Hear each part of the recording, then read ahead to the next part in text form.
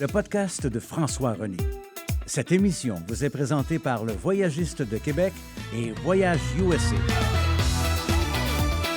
Showbiz, voyage et nostalgie.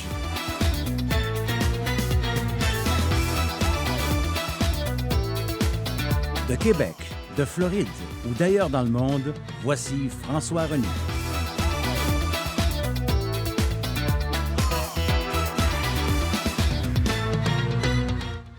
Bon matin, mesdames, messieurs. Bienvenue à une autre du podcast de François René à Télébag. Et bien sûr, les Snowbirds aussi, ici en Floride. Vous me regardez peut-être de chez vous sur toutes les plateformes ou encore vous m'écoutez sur radiofrançoisrené.com. Alors, tout ce beau monde de Floride, de partout dans le monde, à la radio ou bien à Québec sur Télébag. Mes meilleures salutations pour une autre de nos émissions. Aujourd'hui, on est le 23 janvier, évidemment. À l'époque, à la radio, je lui avais même parlé au téléphone à une reprise. Je l'avais rencontré au moins 2 fois. Et une fois aussi avec son mari, Ernest Auguste de Hanovre. Ils ont eu un enfant ensemble aussi. Je parle de Caroline de Monaco. On me dirait que je vais pitcher haut ce matin, mais c'est comme ça, la vie nous apporte des chances quelquefois. Elle était tellement belle dans les années 80. Elle était absolument magnifique. Elle l'est encore. Elle est née en 57, donc elle a 68 ans aujourd'hui. Mais dans sa jeunesse, comme ça arrive souvent, on est plus beau dans notre jeunesse que les années passantes, mais j'ai un excellent souvenir d'elle. Et puis, de toute la famille de Monaco. Ça a l'air peut-être un peu prétentieux, mais laissez-moi vous raconter. Vous allez voir, c'est tout simple. D'abord, Caroline, qui était la plus jolie des enfants de la princesse Grace, qui était absolument magnifique. Grace de Monaco, elle aussi, je l'ai rencontrée. Mais là, pas une grande histoire. Tous mes camarades, journalistes et photographes, Journal de Québec, Le Soleil, les magazines, la presse, tout le monde était au rendez-vous parce que à cette époque, elle est venue en 69 à Québec pour présider le bal de bonhomme et participer au Château Frontenac au bal de la Reine.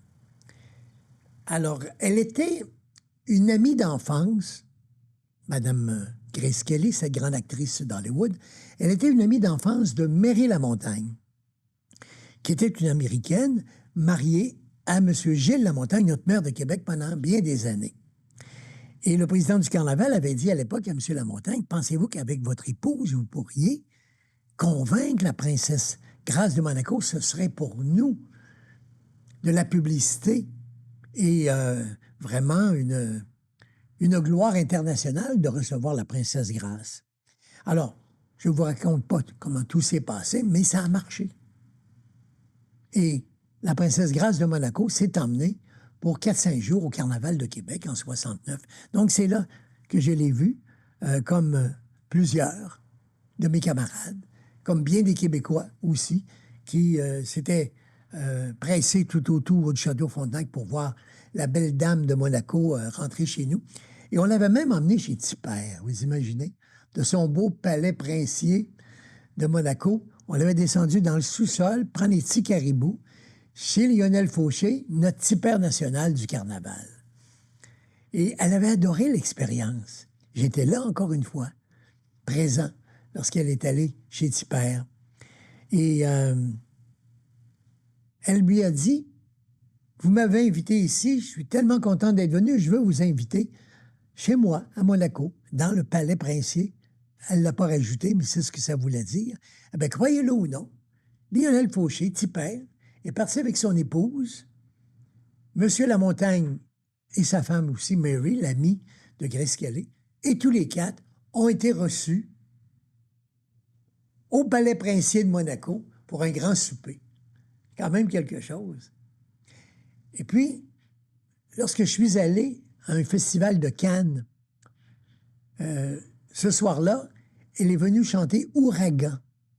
C'était son hit. Je parle de l'autre, Stéphanie de Monaco, cette fois-là. Il y a Albert, il y a Caroline, Et puis, il y a Stéphanie. Alors, Stéphanie est devenue chanteuse. Elle est sortie aussi avec le fils d'Alain Delon à l'époque. Elle était un peu mêlée au show business. Alors, une fois que j'étais à Paris, elle s'était présentée au American Club là-bas.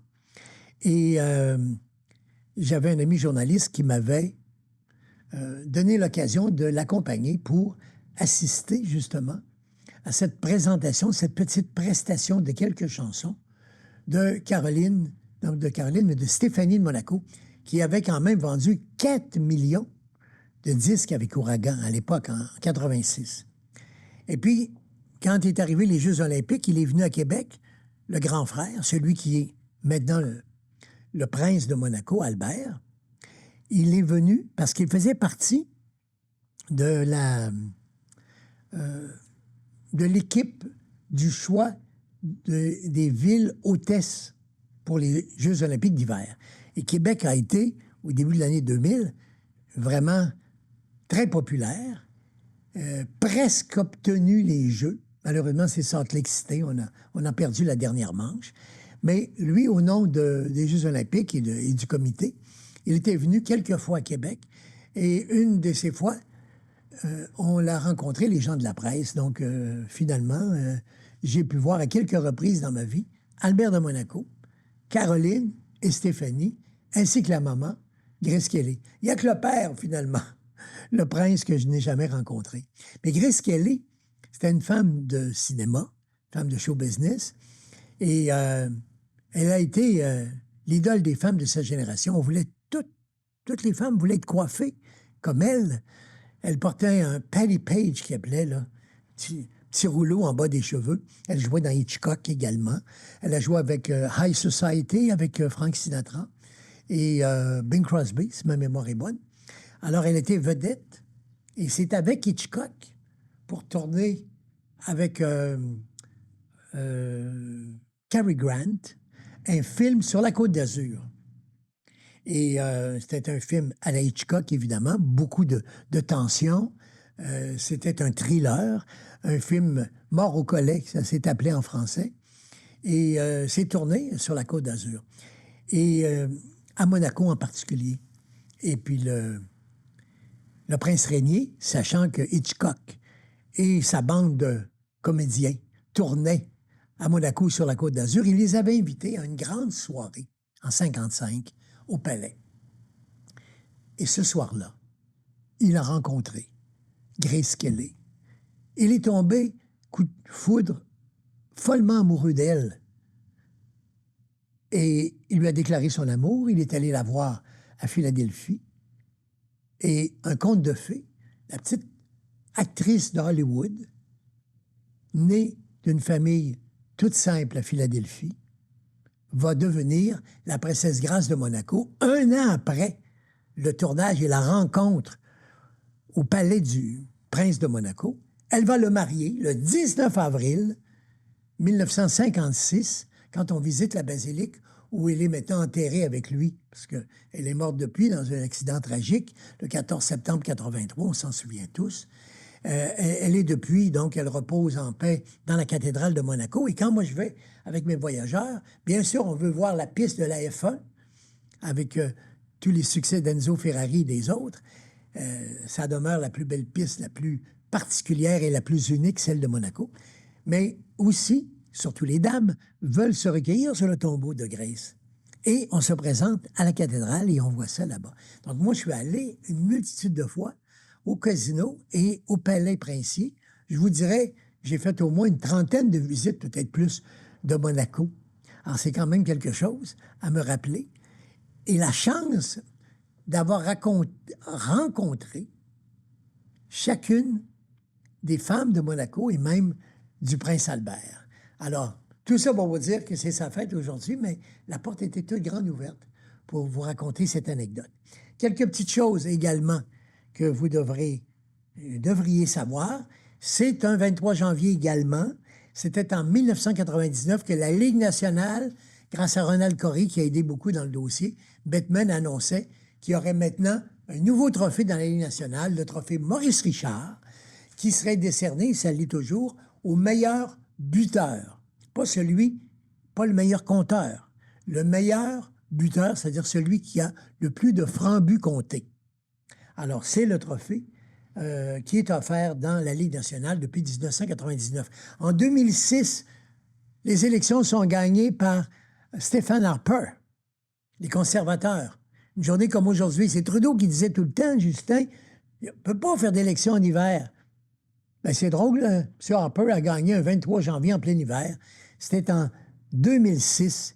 Et en 1901, dans mes annales de la journée, j'aime vous rappeler que M. Alphonse Desjardins a ouvert la première caisse populaire. Ça fait longtemps quand même, 1901, sa première caisse. Aujourd'hui, il y en a partout, même ici en Floride. La Desjardins Bank, je pense qu'à peu près tous les snowbirds en font partie comme sociétaires. Beaucoup parmi nous avons notre compte chez Desjardins Bank. Il y a la Banque nationale aussi, NatBank, en Floride, qui est très populaire. Alors, c'est les petits souvenirs que j'aimais vous rappeler. Et je ne peux pas passer à côté aussi de la fin de la guerre du Vietnam, parce que ça s'est passé en 1973. Le président Nixon va annoncer la fin de la guerre du Vietnam, qui a servi à rien d'autre que tuer du monde, des jeunes Américains qui sont morts là-bas, et puis des centaines de mille jeunes Vietnamiens, puis même des civils qui sont morts également pendant la guerre au Vietnam. C'est épouvantable. Il faut visiter le Vietnam pour voir la cochonnerie que les Américains ont fait là-bas. Avec l'agent Orange, là, ils envoyaient des avions comme pour éteindre les feux, mais ils envoyaient ce qu'on appelait l'agent Orange, des pesticides pour tuer tous les légumes et les fruits. Donc, ces pauvres Vietnamiens ne pouvaient plus manger. Les champs étaient dévastés. On y va encore aujourd'hui, en 2025, au Vietnam, puis on voit les champs dévastés, les rizières, les légumes, les fruits, et puis ça n'a pas recommencé à pousser. C'est encore brisé par les Américains. C'est épouvantable, ce qu'ils ont fait, les Américains, au Vietnam. C'est pas pour rien que Jane Fonda, puis tous les acteurs de l'époque, les actrices, ont été sur les scènes des Oscars, puis ont dit... faut arrêter la guerre du Vietnam, ça n'avait pas de bon sens. C'est Nixon, finalement, qui l'a arrêté en 1973. Ça a duré plus d'une dizaine d'années parce que c'était John Kennedy qui l'a commencé. Il avait peur que Khrouchtchev s'empare du Vietnam, que ça devienne communiste. Puis c'est lui qui a commencé à dire il faut aller là-bas, sur place, puis essayer de bloquer les communistes. Ils n'ont jamais réussi, ils ont perdu la guerre contre le Vietnam. Puis en plus, aujourd'hui encore, c'est un pays communiste. Fait que ça n'a rien donné sur aucune des formes. Ça, c'est pas une bonne note dans le dossier de M. Kennedy. Et puis, ça a continué avec Lyndon B. Johnson, puis avec les autres présidents, jusqu'à Nixon, avant qu'il se fasse dégommer, puis qu'il démissionne en 1976. Au moins, il avait fait ça, annuler, mettre un terme à la guerre du Vietnam. Et c'est dans les annales du 23 janvier, une date qu'il me fait bon me rappeler, parce que moi, j'aime les Vietnamiens.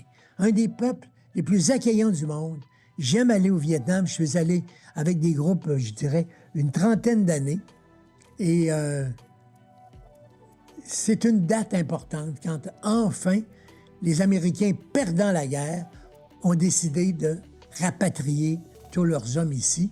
Et depuis ce temps-là, Saïgon, où ils s'étaient installés, est devenu le nom du président communiste de l'époque, Ho Chi Minh. Alors, vous voyez, c'est de l'histoire, c'est du voyage, et c'est également un fait d'armes aujourd'hui, le 23 janvier. Et en terminant, rappelons-nous également qu'un grand monsieur que j'ai rencontré une fois grâce à Gilles Gagné.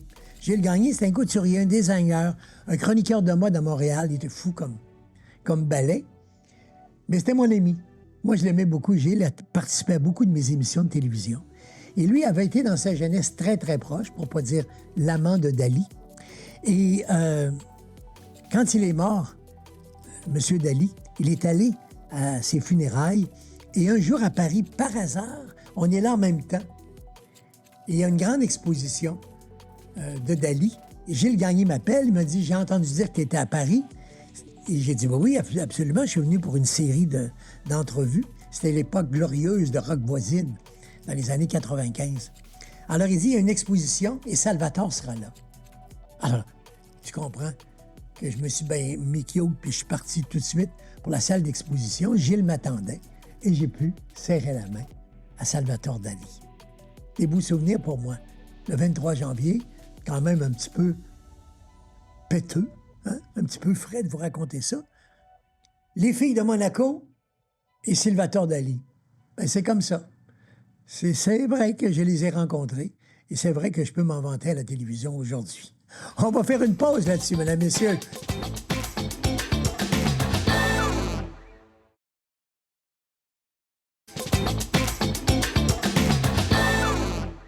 Ben, ça me fait bien plaisir de le recevoir. C'est un vieux chum de plus de 40 ans. Je l'ai vu tout jeune, la jeunesse d'aujourd'hui. Dans le temps, il avait fasciné le Québec.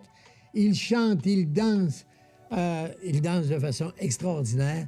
Encore aujourd'hui, malgré comme moi, quelques années de plus, on le retrouve parce que je l'ai vu en spectacle. Je le retrouve en tellement grande forme, je n'en reviens pas. Pierre Purple était avec nous. On disait l'homme caoutchouc, le danseur, le chanteur.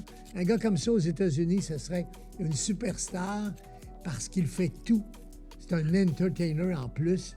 Pierre Purple, salut! Bien, merci pour les compliments. Merci. Un plaisir de te revoir, te retrouver, te parler surtout.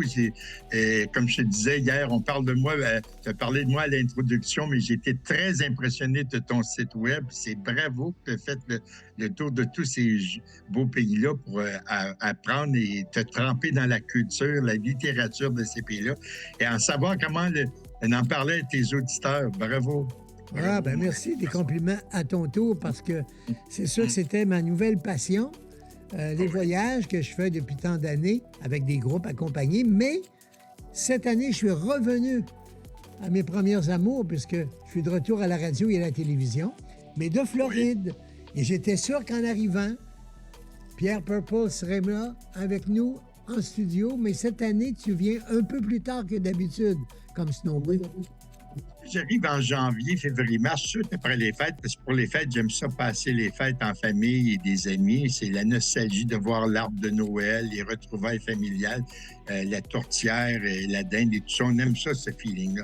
Mais après ça, je pars pour la Floride. Mais cette année, j'ai eu des offres d'engagement et comme je vais faire le Casino de Montréal avec Nancy Martinez pour célébrer nos 40 ans qu'on chante ensemble plus ou moins souvent, mais au moins 6-7 fois par année, on chante ensemble depuis 40 ans. En plus que je m'en vais faire un autre festival disco qui va être au Casino de Kanawake. C'est un nouveau casino dans les abords de Montréal. Ouais. Et en plus, j'ai des offres d'engagement de party privé des corporatifs. Et pour mettre le ton final, le Musée de l'histoire canadien à Ottawa-Gatineau m'a convoqué, m'a demandé tous mes artefacts, photos, vieux disques, découpures de journaux et informations sur ma carrière pour exposer ça au Musée de l'histoire en 2025. Fait que ça, c'est vraiment flatteur. Alors, on est de l'âge d'être au musée maintenant, mon cher Pierre. Oh oui, je suis rendu des musées, je suis rendu un vieux jeune. Mais je suis encore en forme, comme tu dis. Je t'ai vu l'année passée ici en Floride en spectacle. Hey, ça brasse, ça groove, comme on dit, en anglais, en français. Tu fais le tour de tous les hits de tes chansons, tes hits à soi, mais tu as un répertoire absolument immense, là. Oui, ça, c'est les années qui m'ont fait, avec les années, on a puisque je voulais jamais arrêter de performer un peu partout, le répertoire s'est élargi.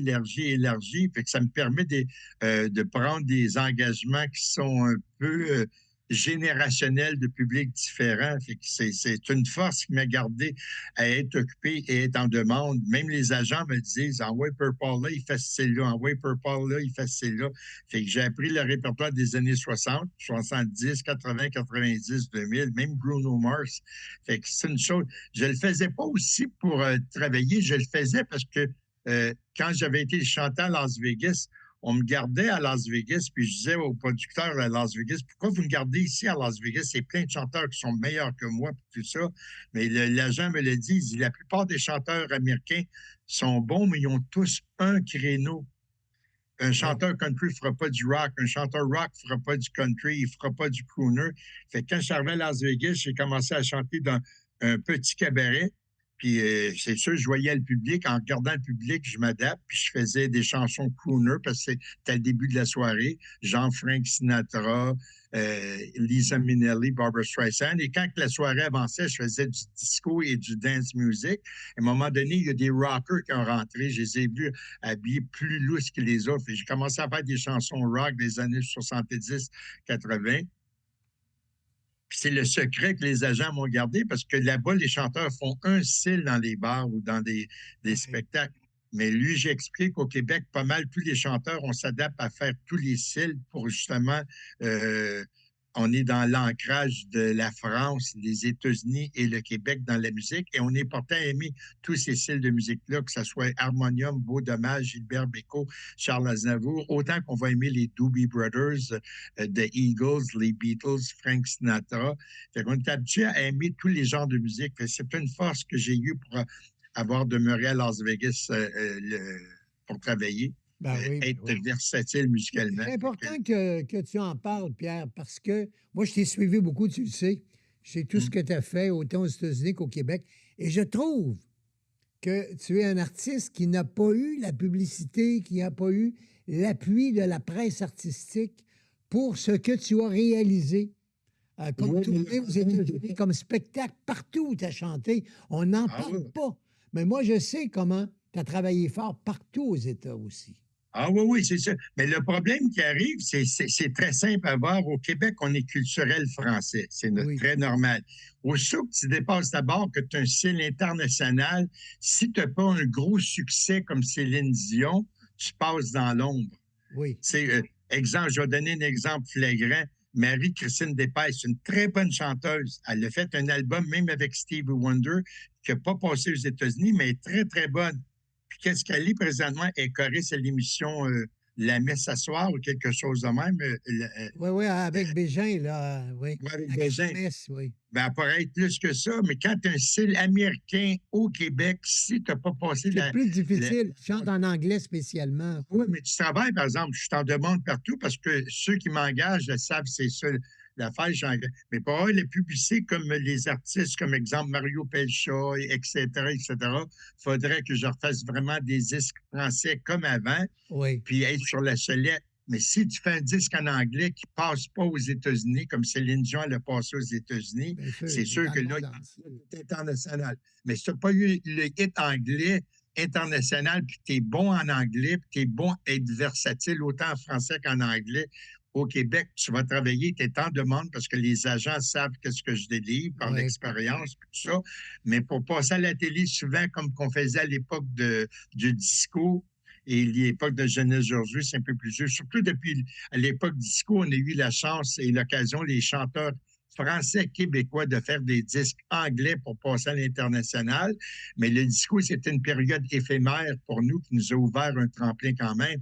Si on parle de France Joly, qui était une Québécoise, qui a fait un disque anglais. 78-80 dans ce coin-là. Oui, c'est ça. Il y avait beaucoup d'artistes Québec qui faisaient des tonnes anglais. Aussi. Ben oui. Mais on a passé dans l'ombre après ça parce que la culture française est revenue très fort. Puis ça, c'est correct avec ça parce que moi, j'adore la culture française au Québec. C'est le meilleur public au monde, le Québec. Mais si tu parles en côté musical, il faut que tu aies un succès français au Québec pour être établi comme qui s'est rendu de plus en plus fort. Puis ça, c'est correct, c'est notre culture. Parce que j'ai pas de frustration de ça, par exemple. Non, je sais que tu n'es pas un artiste frustré, tu as bien gagné ta vie, mais tu joues de la guitare, tu joues du piano, tu chantes, tu danses. Tu es vraiment un entertainer, justement, à l'américaine. Et on ne s'ennuie pas, parce que moi, pour avoir ça brasse, ça n'arrête jamais, là. Puis tu fais intervenir le public, les gens choisissent des chansons, tu en connais tellement. J'aime ça faire ça. Un peu la Greg Richard, je demande au public qu'est-ce qu'ils veulent entendre. Puis tu vas en Floride, le Play Snowbird qui est moi, je ne serai pas en Floride avant le 2 ou le 3 mars. Mon dernier spectacle au casino, le nouveau casino Playground à Montréal, c'est le 1er mars. Je repars le lendemain matin en auto pour me rendre en Floride. Ici pour quelques mois. Le 5 ou le 6 mars en Floride. Et puis, je vais faire un spectacle au Lauderdale Oaks. C'est une salle de condo qui était sur Oakland à Fort Lauderdale. OK. Après ça, je vais faire une autre salle qui s'appelle le Hawaiian Garden, qui est juste en face aussi à la fin du mois de mars. Oui. Mais je vais Tu faire viendras juste nous 2 voir, on sera encore là ici au mois de mars. Ah, Ça bien, serait le fun de te absolument, retrouver en absolument. studio. Absolument, absolument, absolument. Fait que, comme je parlais tantôt, parlais de maquillage, j'ai aucune frustration parce que je t'en demande, puis je travaille, puis je suis pas le genre d'artiste qui est l'amertume pour ça. Je comprends le système qu'on a fait notre temps, mais c'est encore bon que je suis encore là, que je suis encore en demande. Les agents me disent, tu as tout appris peut-être pas par survie, mais parce que tu aimais faire toutes les cils puis Ouais. apprendre des nouvelles chansons. Puis ça, c'est pas donné à tout le monde. Ils profitent de cette passion-là que tu as de vouloir apprendre des nouvelles chansons. J'ai même appris les chansons de Bruno Mars dernièrement que j'adore faire aussi. Fait que tant que j'ai cette passion-là, c'est Parce correct. que, il faut le dire, t'as quoi? On est à peu près du même âge. As-tu 78 maintenant? 76 cette année, les années T'es un passées. jeune homme. T'es un jeune homme. 76 ans. Mais, Ça fait tu gardes 60 la ans. forme, tu es encore tout mince, avec des costumes flamboyants également. J'espère Ouais, qu'à les gens- l'exposition où on te rend hommage à Gatineau, Oui, ils ont pris 2, 3 de mes costumes, oui. des costumes que tu as portés qui étaient spectaculaires à Vegas, et puis tes guitares, tes partitions, tes découpures de journaux, tout ça. Ouais, ils ont mis des photos de journaux, ils ont mis des photos, beaucoup de photos des années 60 aux années 2020. Fait qu'il y a une panoplie de choses que les gens, ça va être très intéressant pour eux autres de visionner ça. Et aussi des articles de journaux, des articles de presse. Alors ça va commencer au mois de mai, ça, hein? Ouais, c'est de mai 2025 à décembre 2025, le Musée canadien de l'histoire à Gatineau, Ottawa. Bravo, hein? Je suis content qu'on te rende hommage, mon ami. Au moins, la reconnaissance est là. Des gens à l'interne, ils le reconnaissent, ça. C'est flatteur, ça. Oui. C'est très, très flatteur. Ben, tu le mérites bien parce que tu as travaillé tellement fort, tu as bien gagné ta vie à faire ce métier. Oui. Tu continues de le faire. Et puis, il faut juste nous, à la radio, à la télévision, en parler, le dire au monde. Il y en a plusieurs artistes, en fait, quelques-uns comme toi, tout au moins, qui ont fait des choses à l'étranger, qui ont chanté sur des navires, qui ont été dans des tournées européennes ou américaines. Et puis, on n'entend pas parler. C'est tout le temps le même Non. clic, c'est tout le temps la même gang de monde autour. Oui, Hein? ça, dans le fond, tu sors un disque, tu prends un attaché de presse, puis tu passes à la télé, mais si tu fais pas ça, tu passes pas. C'est C'est normal. un gros ça. système, là, maintenant, là. Tu sais qu'on vraiment- peut plus. Moi qui est de l'ancienne époque, que ce soit Louvain à l'époque, Ginette, Michel Richard, toi, Oui. tout ce monde-là, on avait les numéros de téléphone à la maison. On vous appelait, on dit hey, je fais un show.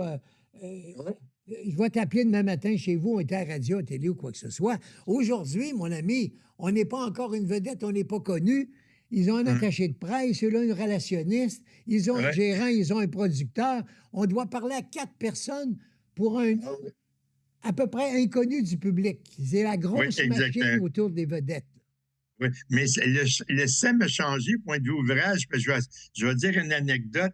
Dans le temps, on faisait la musique du temps, on travaillait. Un artiste connu ou pas connu, le jeune apprenait la guitare, le piano, il allait dans des cabarets, il faisait la musique du temps. C'est les années 60 ou 70, il faisait la musique. Les années 60, 70, il travaillait. C'était l'école pour vous autres, oui. C'était une école, l'école du cabaret. Oui, mais un jeune aujourd'hui qui fait la musique du temps, s'il n'est pas connu, il ne travaille pas. Parce qu'il faut qu'il soit une grosse vedette. Mhm. Autrement dit, nous autres, on s'est engagés dans des cabarets. Là, il y a quelques cabarets à Montréal où on s'est engagés dans des salles de spectacle ou même des parties privées. Puis ils nous demandent tout le temps des chansons des années 70 en descendant. Fait que moi, mon garçon veut faire de la musique, mais quand il pogne des engagements, ils veulent qu'il fasse de la vieille musique. Parce que faut que tu sois une grosse vedette pour faire tes chansons dans des grosses salles, mais il n'y a pas de petit cabaret pour la nouvelle génération. Fait que la nouvelle génération ne travaille pas. Moi, si ça rend comment que John qui m'appelle travailler, puis j'ai une agence que je place des artistes, puis j'ai des contrats, mais il faudrait que tu fasses la musique des années 70. Ouais, ben moi, j'aime ça faire la nouvelle musique, mais il n'y a pas de place pour les jeunes de faire de la nouvelle musique. Fait qu'ils ne travaillent pas. Fait qu'ils deviennent tous DJ. Parce que DJ, ça va toucher une jeune clientèle qui s'aime à ça. Oui, dans le fond, bien. c'est ça qui est populaire. Les DJ, là, ils peuvent avoir 10 000 personnes. pour C'est ça. faire tourner des plates, hein, des records, comme on disait dans le temps. La musique. Hey, ça m'a fait plaisir de te retrouver, Pierre. Ben, Surtout moi, de te savoir en forme. Et bonne santé. Oui, je fume pas, je bois pas, je prends pas de drogue, ça me garde en forme, puis être actif, c'est très bon. J'ai aussi un musée en ligne qui n'est pas pareil comme le musée à Ottawa, mais s'il y en a qui veulent visiter mon musée en ligne, c'est pierreperpaul.com. Purple, P-E-R-P-A-L-L. Facile pour te retrouver. Et, Oui, il y a à peu près 200 photos dans ça. Les gens vont s'amuser. J'ai fait un musée en ligne pour que les gens puissent en savoir plus sur moi. Fait que, franchement, ça m'a fait plaisir, toi aussi, de te reparler. Puis c'est sûr qu'en Floride, en arrivant, je te contacte sans faute. absolument. Puis on ira voir avec Stéphanie ton spectacle. On s'est tellement amusé la dernière fois. Merci, Pierre. Je t'embrasse. Je te dis salut. À bientôt, mon ami. T'es un vrai, puis j'ai tout le temps admiré ça de toi. T'es un vrai, puis il y en a pas assez comme toi. C'est bien triste. Mais je t'aime beaucoup, puis j'admire ce que tu fais. Félicitations. Quand j'ai vu le site web hier, je vais m'amuser encore ce soir à regarder toutes tes vidéos. J'ai eu un plaisir fou. Je me couchais à 2 heures du matin à regarder tes vidéos. OK. J'ai une découverte pour moi qui est extraordinaire. Salut. Merci beaucoup, Pierre. Au revoir. Praise the Lord. Pierre Paul. Si jamais vous êtes évidemment à Montréal, où il présente ses spectacles, puis il en fait beaucoup à l'extérieur, on ne le voit pas. Mais quand il est dans votre parage, autour de chez vous, si vous venez en Floride, les snowbirds qui viennent plus tard, en mars-avril, vous regarderez dans les petits bouquins ici, là, l'annonce des spectacles. Si vous voyez dans une salle, dans un cabaret, un théâtre, le nom de Purple avec ses musiciens, allez voir ce spectacle-là. Vous serez surpris de sa forme, vous serez surpris de son talent qui est toujours là. Et puis, c'est un vrai entertainer. Vous allez passer un moment vraiment extraordinaire. C'est pour ça que je voulais vous le présenter et lui rendre un peu hommage. Si vous êtes dans la région de Gatineau, vous allez faire un tour par là. Le Musée culturel canadien a décidé, justement, de lui offrir une exposition. Alors ça aussi, vous pouvez mettre ça pour vos petites sorties de l'été prochain, pourquoi pas, aller faire un tour à Ottawa, et spécialement. Puis il y a évidemment l'expo de Pierre Purple, comme on vient de parler, mais il y a beaucoup de choses. C'est vraiment une très belle sortie. À Larry DeWall, se promener à Ottawa, on s'en va en pays étranger, enfin pour moi. Et puis vous allez au musée culturel canadien, vous n'en reviendrez pas de tout ce qu'ils ont à offrir comme exposition. Et puis, il y en a des régulières, c'est-à-dire des standards qui sont là depuis longtemps. Et puis, il y a comme ça des expositions de passage éphémères pour quelques mois. Et c'est celles-là, la plupart du temps, qui sont encore plus intéressantes. On va s'arrêter le temps d'une pause, mesdames et messieurs. J'espère que ça vous a fait plaisir de retrouver ce gars des années 60 qui nous avait tellement surpris les premières fois qu'on l'avait vu à la télévision. L'homme caoutchouc, comme on l'appelait tellement, il se déhanchait en chantant et en dansant. Et puis je vous assure qu'à 76 ans, il était capable encore de vous en donner. Après la pause, ça continue. On est en Floride, depuis Fort Lauderdale, à la radio de François René, et bien sûr, à Télémag Québec. C'est le podcast du matin à 9h tous les jours. Petite intervention ce matin pour vous rappeler que nous célébrons chez le Voyagiste de Québec 15 ans de loyaux services et vous, 15 ans d'encouragement extraordinaire. Donc, des deux côtés de la caméra, hein? La gang de Voyagistes et vous, tous les voyageurs qui, depuis 15 ans, venez avec nous partout à travers le monde, c'est notre fête aujourd'hui. C'est notre fête spécialement du 15 au 22 novembre. C'est une croisière sur le fameux MSC World America, un tout nouveau navire qui a coûté, pour sa fabrication, 1,5 milliard de dollars. Juste pour vous dire en passant, c'est tout un navire. Il n'a pas encore pris la mer. C'est au mois d'avril seulement qu'il prendra son service. Donc, on fait un gros party, une fête énorme. On va célébrer ensemble notre 15e anniversaire. Ça coûte moins de 3 000 $, cette croisière. Et puis, vous avez, en plus, l'Internet qui est inclus. Vous avez la boisson aussi, le forfait de boisson classique. Et puis, vous avez les pourboires du personnel à bord. Tout ça, plus les taxes, c'est inclus dans le prix. Et puis, les dates, 15 au 22 novembre. Stéphanie Bon sera là, plein d'invités également. On a déjà 85 personnes qui ont réservé, prêtes à partir avec nous, dépôt, contrat signé, etc. Et puis, on veut se rendre au moins à 200. On a 100 cabines à notre disposition. C'est la grosse fête du Voyagiste de Québec dans les Antilles du 15 au 22 novembre. J'espère que vous viendrez avec nous. Tous les détails en appelant le Voyagiste 977-4080 dans le 418.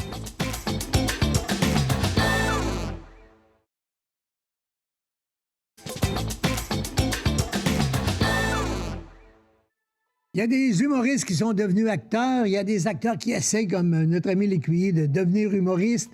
Il y a des chanteurs que moi, j'avais beaucoup aimé, des chansonniers québécois qui sont devenus humoristes.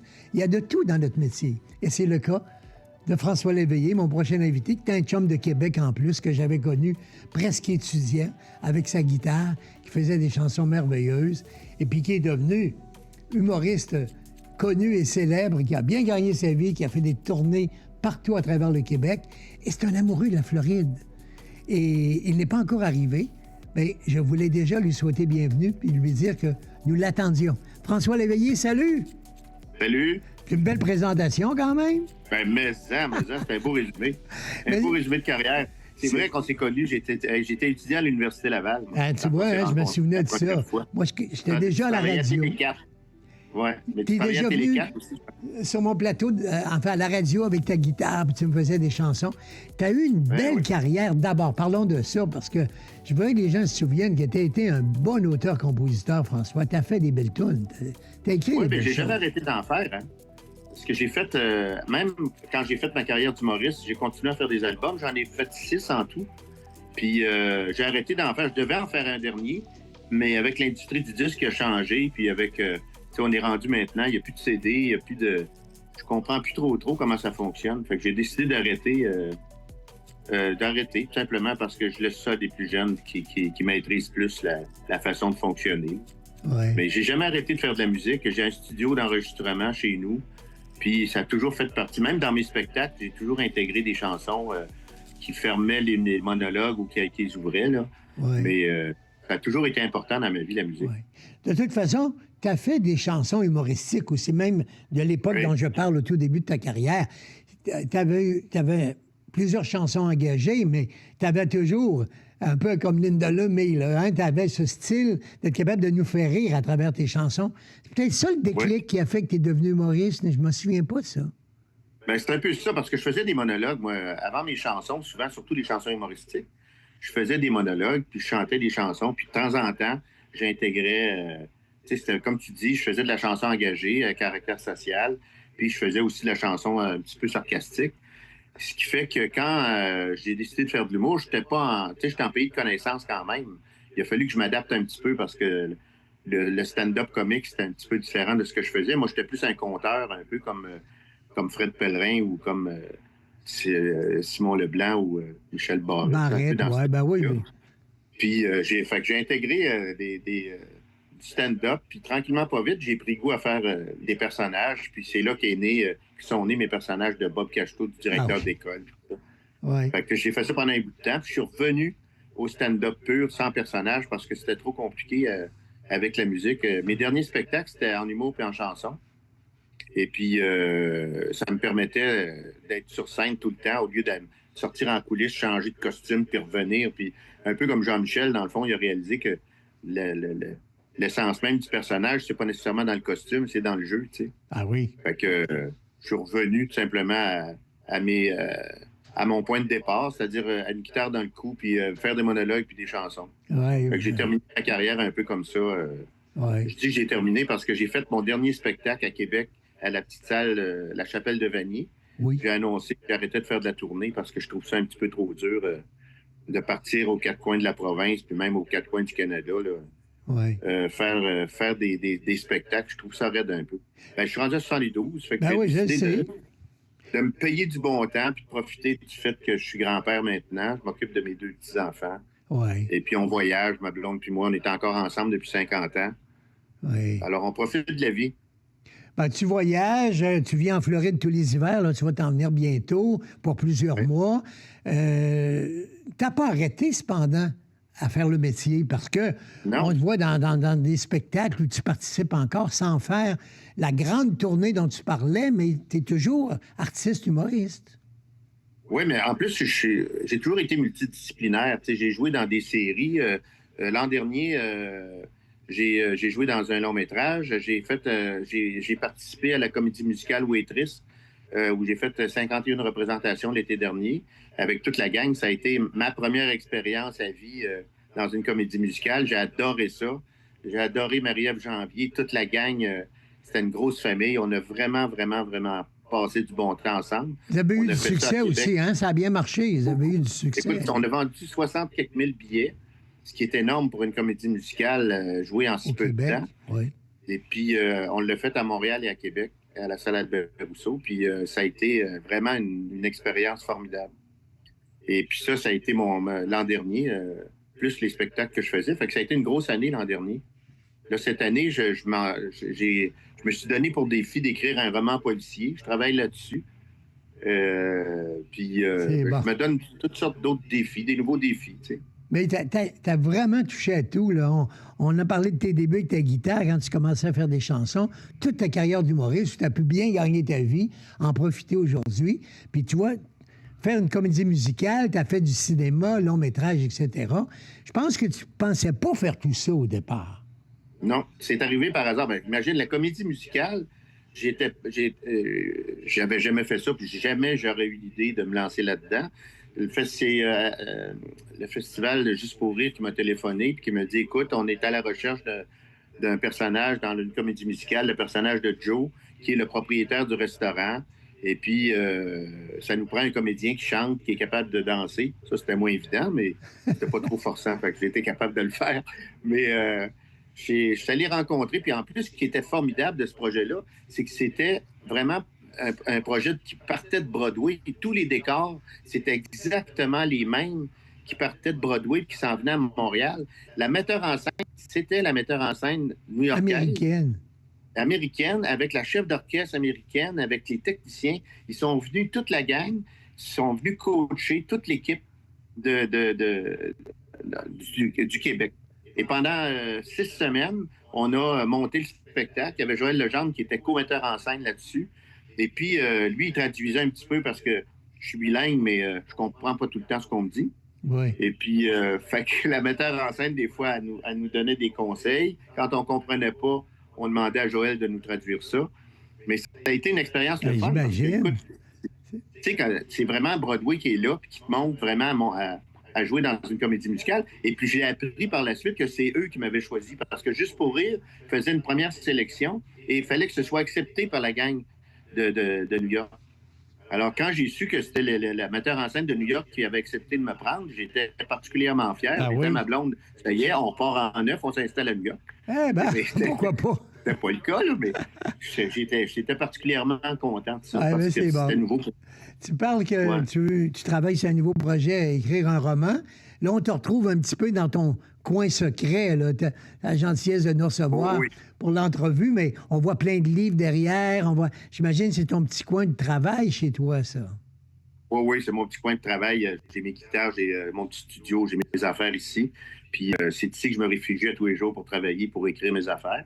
Et puis j'ai écrit ma biographie aussi parce que 50 ans de métier, je pense que ça vaut la peine d'être raconté. Je raconte ça tranquillement, pas vite, par des anecdotes. C'est plus un mémoire que j'écris qu'une biographie, là, parce que je veux raconter les bons moments et non pas nécessairement toujours les aspects qui sont moins intéressants. Ouais. Alors, je raconte ça, j'écris, puis non, je me tiens occupé pas mal. Tu sais. Il n'y aura pas de retraite, François. On est plusieurs là, qu'on se dit ça, là, même Grégory Charles et d'autres. Il dit mourir sur scène. Et bien, on dit ça hier. Alors, quand on a la piqûre de ce métier, c'est bien dur de sortir complètement. C'est sûr. C'est sûr que c'est difficile d'arrêter. Quand tu es un créateur, tu as toujours besoin de t'exprimer, tu as toujours besoin de partager un petit peu tes idées, ta création avec le public. T'sais, si tu t'écris et tu ne rejoins pas le monde, ça donne quoi? Ben ouais, moi, je pense que c'est important de continuer. Puis, j'ai pas l'intention d'arrêter. J'écoute, je me souviens de Jean-Pierre Ferland qui disait, Monique, qu'il avait fait une tentative d'arrêt, de carrière. Puis, il revenait un an après en disant, capable. Oui, Puis, c'est vrai. Johnny Hallyday, c'est la même affaire. Il avait dit, m'emmener, moi, j'arrête. Puis un an après, il est retourné. Je suis pas capable. Parce que c'est un métier où c'est pas un travail. C'est plus que ça. C'est une réalisation. C'est une projection de soi. On s'investit soi-même durant toute notre vie là-dedans. Alors, c'est difficile d'arrêter complètement. Moi, je me sens pas capable. Ouais. J'ai besoin de créer, que ce soit dans l'écriture ou sur le jeu de scène ou en musique ou même, j'ai fait longtemps de la mise en scène parce que j'adorais ça. Ça m'a permis de voir tout ce qui se faisait chez les nouveaux artistes, les nouveaux humoristes, entre autres. Là. Ouais. Ça m'a permis de me renouveler en m'inspirant de ce qu'ils faisaient et en m'inspirant des nouvelles tendances. Alors, c'est ça qui est le fun. C'est un métier où, quand tu n'arrêtes pas, tu as le plaisir de voir les générations qui suivent, puis tu as le plaisir aussi de passer au suivant, tu sais. Oui. C'est sûr que c'est mon téléphone qui vient de tomber. mais c'est sûr, François, que tu as vraiment touché à tout. J'avais même oublié ça, la mise en scène de grosses vedettes de l'humour où tu as travaillé avec eux. Donc, l'ensemble de ta carrière, en terminant, ben, tu dois en être satisfait parce que, quand même, d'avoir touché à tout ça et puis d'avoir réussi à le faire, à bien le faire, puis en profiter aujourd'hui parce que tu as quand même, je dirais pas une vieillesse, mais en tout cas des bons moments plus aînés. Hein?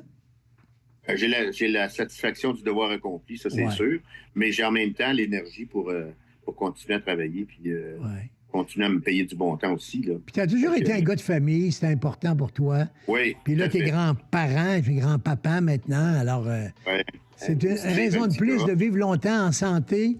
Et puis, ça a l'air d'être ton cas. T'as quand même eu... Oui, il n'y a pas de problème. Hein, t'as quand même eu... quand on arrive à 70 ans, on se dit des fois, on a des chums qui disparaissent, il y en a qui partent, et puis quand on dépasse la soixantaine, puis la 70e, on est bien content d'avoir la santé pour continuer de le faire. Oui. C'est pour ça que c'est important d'en profiter pendant que ça passe. Bien, viens-t'en en Floride, on t'attend, mon vieux. Bien, ça sera très bientôt, mon cher. OK. Puis si jamais un après-midi, même si t'es en vacances, t'as le goût de venir dire bonjour au monde de Québec et puis à toute la province, il y a un fauteuil qui t'attend. Tu pourras revenir. Bon, on aura encore d'autres choses à parler parce que tu as tellement fait de trucs dans ta carrière, on pourrait en parler longtemps. Ben, t'es bien gentil de m'inviter. Merci beaucoup. Ça fait plaisir. T'es toujours le bienvenu. Bonjour à tous les Floridiens. OK. Alors, à bientôt en Floride. À bientôt. Bye-bye. Merci, François Léveillé, mesdames et messieurs.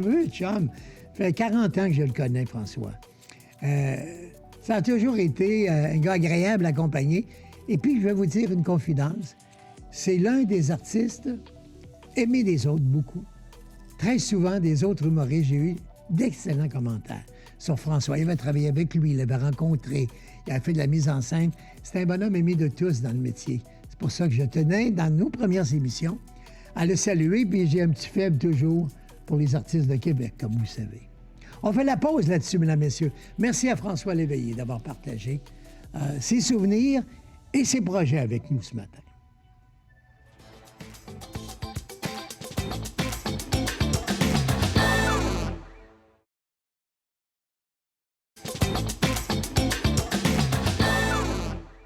Il me reste quelques minutes pour mon podcast. Merci à mes invités d'aujourd'hui. C'était très agréable de vous les présenter. Parce que c'était deux vieux chums aussi, hein? Pierre Purple et François Léveillé. Et puis, comme il me reste quelques minutes et que j'ai parlé de Gilles Gagné tantôt, je prends le temps qui me reste pour vous raconter une histoire. Gilles Gagné, évidemment, avait son franc-parler. À chaque année, on l'invitait. À l'époque, j'étais avec... recherchiste avec Réal Giguère, à Parle-Parle Jean-Jazz. Et puis, je travaillais aussi avec Claude Blanchard. Et on faisait venir Gilles Gagné le lendemain d'un gala, par exemple, le lendemain des Oscars, ou le lendemain, c'était encore plus le fun, de la disque, des événements, gala des artistes qu'on avait à l'époque, ce que vous voulez. Et lui, il faisait les plus belles et les moins belles, les plus beaux, les moins beaux habillés sur le tapis rouge. Et puis, il descendait, là. Une fille qui avait mis un accoutrement de travers, je peux te dire qu'elle en mangeait une le lendemain avec Gilles Gagné. Il était terrifiant. Nous autres, on s'amusait parce qu'il faisait ça beaucoup pour le show. Puis un jour, même, il était sur une émission avec Charlotte et Hervé, qui étaient des comiques et des chanteurs un peu country. Et elle était venue chanter de la musique, justement, de leur succès, la musique country. Puis elle portait des bottes. Pas de meilleure qualité, mais c'était des jolies bottes blanches. Quand on voit vite à la télévision, ça faisait la job. Mais elle était un peu en plastique. Et puis, elle est assise sur le fauteuil parce qu'on vient leur donner un prix. Ils ont vendu quelque chose comme 100 000 disques à l'époque. Et c'est la grande cérémonie de remise de prix, puis Gilles Gagné est assis à côté d'elle. Il me dit, et puis lui dit en pleine télévision, « Mais pourquoi tu viens ici à triquer comme ça? T'as l'air d'une folle, t'as l'air d'une campagnarde, t'as l'air d'une fermière, puis t'as des bottes en caoutchouc, des affaires en plastique de chez Walmart. » Écoute, en pleine télévision, au moment où elle est honorée par tous pour avoir vendu ses disques, écoute, elle est sortie en pleurant du studio. Ça, c'était Gilles Gagné. T'es malade pour ça, Gilles. Moi, j'étais bien ami avec lui. Malheureusement, il y a des gens qui l'ont laissé tomber. Les réseaux en particulier, parce qu'il était un petit peu dangereux. T'embarquais Gilles sur un plateau, il fallait pas que ça soit une émission en direct, parce que tu ne savais vraiment pas où on s'en allait avec lui. Moi, je l'ai invité souvent à Télémag.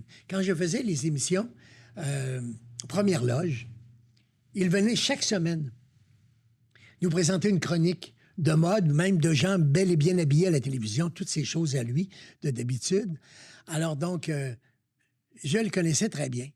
Et les dernières années de sa vie, il est mort très jeune d'ailleurs, les dernières années de sa vie ont été difficiles, à tel point que des fois, j'allais à Montréal, puis il me disait, « Viens donc me chercher pour aller manger. » Ça fait 2 jours que je n'ai pas mangé. Puis je disais, « Écoute, j'ai un rendez-vous, je vais à telle place, telle émission. Je peux pas. » Et j'ai envoyé livrer un Saint-Hubert, un poulet Saint-Hubert. C'est incroyable qu'un gars qui a été à Paris pendant des années, dans toutes les grandes expositions, parce qu'il était l'adjoint de Salvatore Dali. C'est pour ça que je parle de lui, puisque j'ai parlé tantôt de la mort de Dali, le 23 janvier 1999. Et Gilles avait connu, jeune, des années florissantes. Et puis, ça s'est mal terminé, malheureusement. Il avait besoin quasiment de nous, si vous voulez, pour manger quelquefois, puis avoir la chance de goûter des trucs qui lui plaisaient. Et Gilles, une dernière anecdote, je pense que j'ai le temps. Il reste 4 minutes. Écoutez bien ça. François Roy, je crois qu'il s'appelait, il avait sur la rue Buade à Québec, une mercerie pour hommes, un beau magasin de vêtements pour hommes. Et on allait chez François régulièrement pour bien s'habiller dans le temps. Je vous parle de ça dans les années 90. Et il se cherchait quelqu'un de goût et de raffinement pour avoir des belles vitrines de magasins sur la rue Buade. Parce que lui, il était juste à côté de Old Renfrew, là. Alors, quand il me fait cette confidence, je lui dis, je connais ton homme. Il va venir sur mon émission de Télémag et puis je vais te le présenter. C'était Gilles Gagné. Alors, il l'a engagé. Gilles a fait des vitrines. Il avait beaucoup de goût. Il faisait ça déjà chez Uomo, les grands magasins italiens à Montréal. Alors, il s'est mis à présenter justement son art dans les vitrines.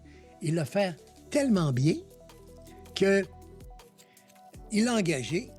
Et une fois, en sortant du magasin, il y a un Américain qui recule sur une Mercedes, frappe la Mercedes. Là, Gilles s'en va tout de suite, puis en anglais, lui dit « Hey, l'Américain, t'as bossé ma Mercedes.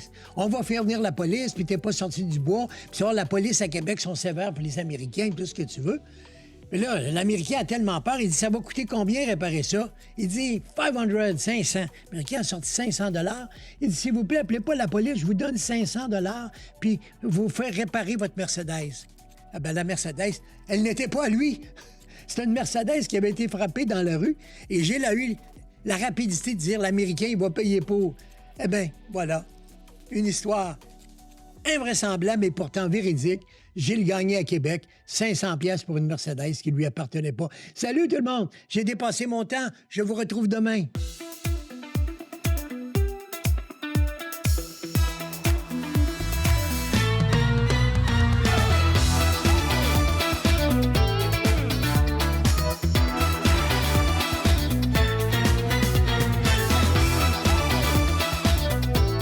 Cette émission vous a été présentée par le Voyagiste de Québec et Voyagiste USA.